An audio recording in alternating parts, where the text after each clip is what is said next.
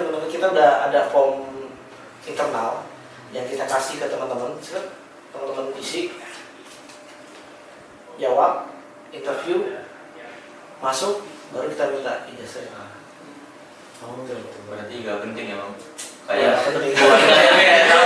bukan kayak kita nggak terpatok gitu jadi kayak bebas asalkan kayak punya interest atau punya skillnya itu kompeten.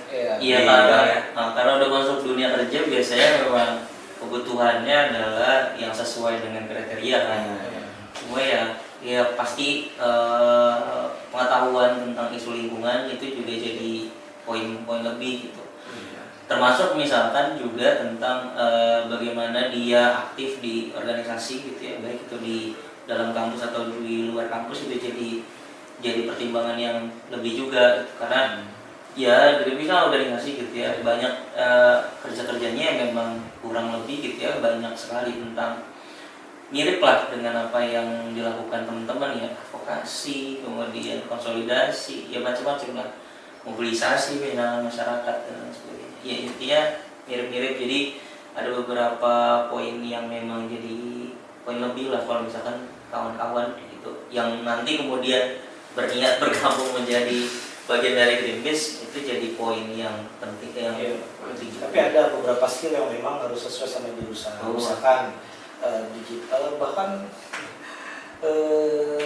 soal misalkan nih kita ada soal legal ya, kita juga soal hukum segala macam, baru teman-teman yang lulusan hukum yang memang, tapi biasanya teman-teman lulusan hukum ini pun mereka interest di isu lingkungan. Jadi memang backgroundnya mereka aktif di organisasi lingkungan, terus dia memang terus juga lulusan hukum ya, kita ada lowongan yang memang untuk tujuan advokasi segala macam, nah itu memang butuh jurusan ke arah sana. Tapi ya tidak untuk kemungkinan ada, walaupun teman-teman expert pun, jadi misalkan nih kayak di mapping gitu kan, tapi teman-teman belajar mapping di luar gitu, jurusan teman-teman misalkan HI, tapi teman-teman bisa GIS gitu kan, mapping segala macam, pemetaan. Nah kan kadang-kadang ada belajar tuh di mapala juga ada pemetaan. Kalau teman-teman bisa itu pun bisa dipakai juga, walaupun teman-teman jurusan HI gitu. Tapi itu tadi pasti akan ada di tesnya segala macam. Nah, terus kemudian kantor-kantornya Greenpeace nih yang pusat sama yang di Indonesia ini ada di mana aja tuh? Kalau Greenpeace sendiri kita kurang lebih di 40 negara ya, 40 negara. Terus kantor pusat itu di Belanda, tapi sebenarnya kita besar di wilayah Jerman, lumayan besar Greenpeace-nya. Terus kalau Indonesia kita masuk di Asia Tenggara itu ada 4, ada Malaysia, Filipina, Thailand, Indonesia, ada 4 kota, 4 negara. Jadi ada regional, ada internasional, negara, ada menteri. Jadi ada internasional, ada regional, ada negara. Nah untuk Indonesia sendiri sebenarnya kantor cuma di Jakarta, cuman ada beberapa isu yang memang membutuhkan kita membuka kantor satelit lah, itu baru di Papua, isu hutan. Tapi kalau untuk isu lain kita nggak ada.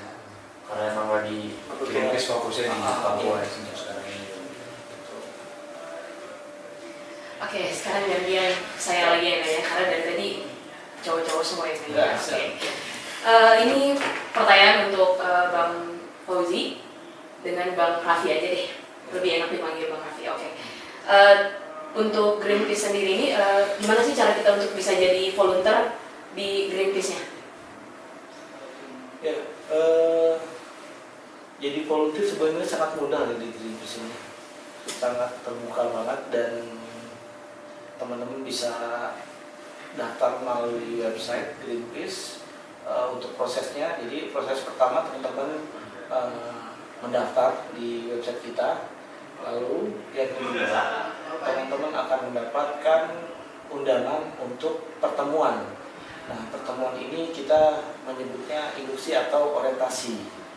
Nah, di induksi atau orientasi ini, jadi kita akan menjelaskan tentang nilai-nilai Greenpeace, kerja-kerja Greenpeace, dan fokus kampanye Greenpeace. Karena kadang-kadang yang mendaftar jadi volunteer itu kan punya ekspektasi yang berbeda-beda ya, macam-macam gitu kan.